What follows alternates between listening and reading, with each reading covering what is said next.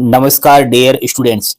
आप सभी को भली भांति अच्छी तरीके से पता होगा कि भारत देश के अंदर 10th पास युवाओं के लिए सुनहरा अवसर प्रदान किया गया है। उनके लिए भारतीय डाक विभाग के अंदर यानी कि पोस्ट ऑफिस के अंदर शानदार वैकेंसी आई हुई है।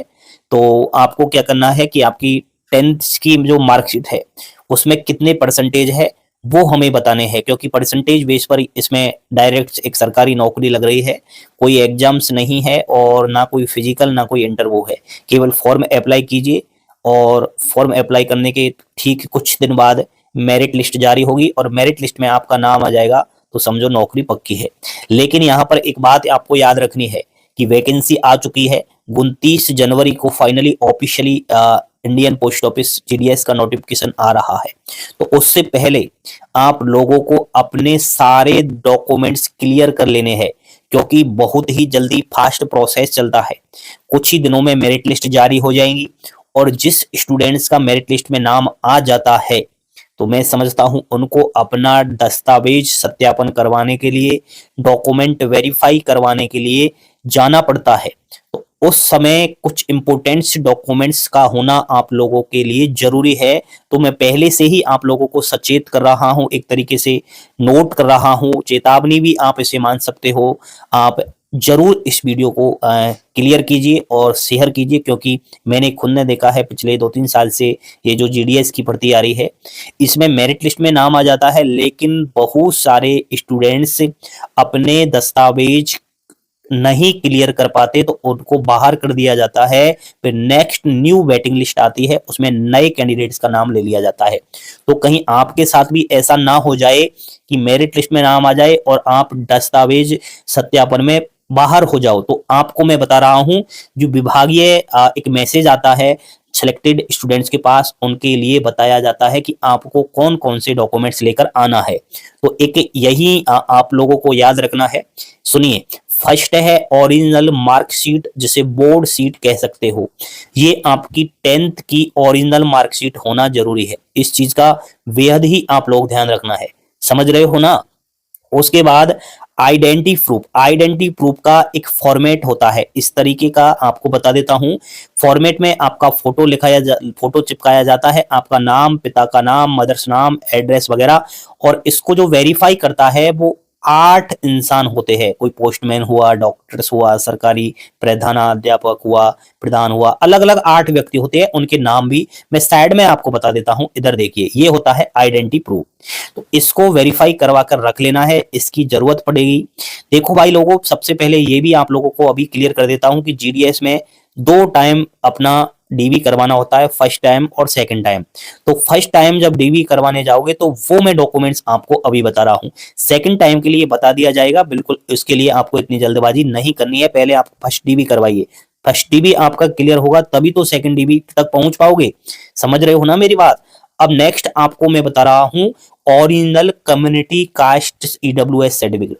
ये बेहद ही जरूरी है। आपको मैं फॉर्मेट भी बता देता हूं, साइड में आप लोग देख सकते हो। देखो यहां पर सबसे पहले मैं बता रहा हूं ईडब्ल्यूएस का जो ओरिजिनल कम्युनिटी कास्ट सर्टिफिकेट है उसका प्रारूप, उसका फॉर्मेट। ये फॉर्मेट सेंट्रल का है और सेम इसी फॉर्मेट में आपका कम्युनिटी यानी कि कास्ट सर्टिफिकेट बना है या नहीं बना अभी चेक कर लो, ईडब्ल्यूएस। उसके बाद ये दिखाई दे रहा है आपको ओबीसी वाला, तो ओबीसी का सेम फॉर्मेट में होना चाहिए। नेक्स्ट आपको मैं दिखा रहा हूं एससी एसटी का कास्ट सर्टिफिकेट, तो ये इस फॉर्मेट में होना जरूरी है। ठीक है, कास्ट सर्टिफिकेट का फॉर्मेट तीनों मैंने बताया। उसके बाद आपको बता देता हूं, कास्ट सर्टिफिकेट को आप जाति प्रमाण पत्र भी कहते हो, तो यह केंद्र का बना होना चाहिए, सेंट्रल का बना होना चाहिए। स्टेट का कास्ट सर्टिफिकेट इसमें नहीं चलता, क्योंकि यह भर्ती सेंट्रल से निकलकर आती है। समझ गए। अगला है साथियों, ध्यान से सुनना, ओरिजिनल पीडब्ल्यूडी सर्टिफिकेट। अब ये पीडब्ल्यूडी सर्टिफिकेट क्या है? ये उनके लिए जरूरत पड़ती है जो विकलांगता से है। तो विकलांग कोटे से उनको तभी आरक्षण मिलेगा, तब उनके पास ये पीडब्ल्यूडी का सर्टिफिकेट होगा। समझ रहे हो। ओरिजिनल ट्रांसजेंडर सर्टिफिकेट, अगर किसी ने ट्रांसजेंडर करवाया है तो उनके पास सर्टिफिकेट होगा, तो वो चाहिए।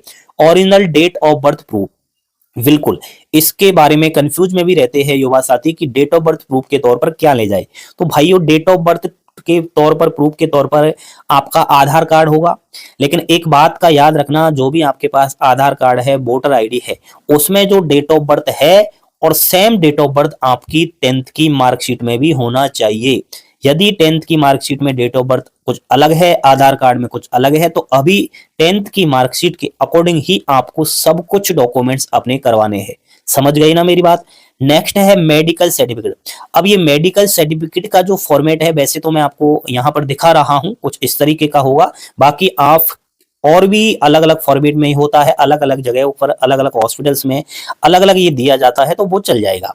लेकिन एक बात का याद रखना, मेडिकल जो सर्टिफिकेट आप लोग बनवाओ, तो मेडिकल जो ऑफिसर्स होना चाहिए वो गवर्नमेंट हॉस्पिटल से होना चाहिए। गवर्नमेंट हॉस्पिटल हो या डिस्पेंसरीज हो या फिर गवर्नमेंट प्राइमरी हेल्थ सेंटर हो, ये कंपलसरी है। इस चीज का बेहद ही ध्यान रखना।